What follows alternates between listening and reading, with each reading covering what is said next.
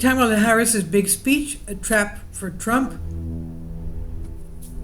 As Kamala Harris circled in on a major speech to make her historic campaign's final argument, one venue seemed as obvious as it was potent, the launching pad for January 6th, perhaps the most obvious illustration of the real threats posed by sending former President Trump back to the White House.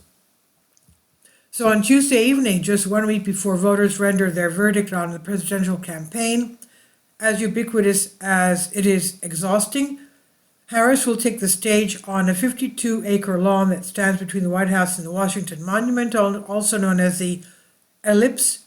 And while she is not expected to speak solely about democracy or the threat Trump poses to it, that message will be impossible to miss as Harris addresses thousands in person and many more watching across the country from the very spot where Trump pushed Congress to ignore the 2020 results. It was ugly, unprecedented moment in American history. And it's not hard to imagine how Trump might respond to such blatant provocation. The visual of Harris speaking from the hallowed ground where presidents have lit national Christmas trees and menorahs alike should quietly remind voters that Trump's speech was not a normal culmination of any White House term. The moment will no doubt trigger Trump, or at the very least many of his surrogates, to once again defend his own actions January 6th and those of his supporters, and many more than 1,500 charged related to that day. Now, putting January 6th aside, the setting of the speech in the White House itself, serving as a backdrop, could also inspire voters to imagine what a president from a younger generation might unleash if given the chance. The core of this argument is one that's finding receptive audiences, especially in the states where voters might not love Harris, but are susceptible to suggestion that the United States needs to move past the chaos of the Trump years. The broad outline for the events is based on the account from a senior Harris campaign official granted anonymity to discuss sensitive planning around a speech that still is not completely closed to tweaks. And it's been apparent for weeks that Harris is increasingly honing her message around the choice the voters face between her campaign vision and that of Trump, whose attempt to return to power is as fueled by grievance over January 6th as desire to avoid any culpability for it and other probes. On its own, the either-or choice is a compelling argument for those voters who expect presidents to follow the rules they're charged with enforcing. And that's why the Harris campaign has been coming back to the idea that the race is actually being between a prosecutor in Harris and felon in Trump. And yet this reality remains. Roughly 3 in 4 Republicans told pollsters at the third anniversary in January that it's time to move on, including 4 in 5 Trump supporters. In some corners of the GOP, those in jails or prisons for actions related to January 6, including those concerning law enforcement, are martyrs to a rigged political system.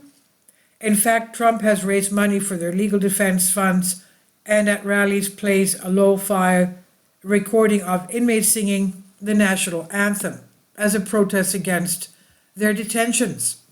And as voters see Harris making an intentional return to what some consider a scene of the crime, it could emphasize criminal scrutiny Trump will still face if he fails to grasp the shield of the second term as president.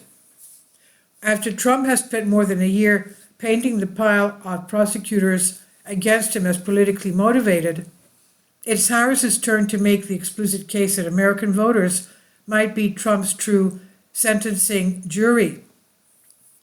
It's sure to be an effective twofold message at the end of the campaign that has shown Harris' knack for tapping symbolic settings to convey larger points.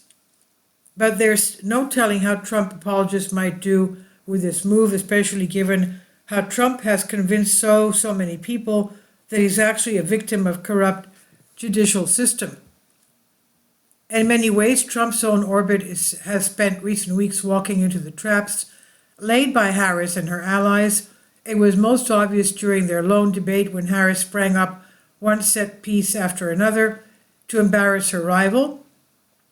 Yet at Trump's rally in New York's Madison Square Garden, Trump campaign trapped themselves by inviting speakers who leaned into lewd racist comments. So far, the former president is willing to do the bare minimum to demonstrate he rejects those hateful remarks. And as Trump has shown so many times since he launched the first of his 3 presidential nominations since 2015, it's seldom a good bet to think he can shelve his ego in service of a bigger prize. It's why he did not call off the mob back in 2021, why he did not attend Joe Biden's inauguration in a break of basic decorum days later, and continues to work overtime to undermine faith in democracy itself. The writer says here, it's just a given at this point that Harris's choice of setting for perhaps the biggest speech of her campaign is assuredly going to get under Trump's skin. Harris's advisors say it'll be a tactic that will find daily repetition in the swing states for the final week, with the goal of bringing out Trump's worst impulses, and if history serves, he won't be able to resist. This is from Time magazine, and it's on DNYUZ. Please leave your comments, and thank you for your support. Please support my Patreon account. The daily posts are 5 videos daily, and they are totally different from what I have on my YouTube channel. Thank you so much for your support, and that you find all my content so interesting. You'll find the Patreon account details in the description box below.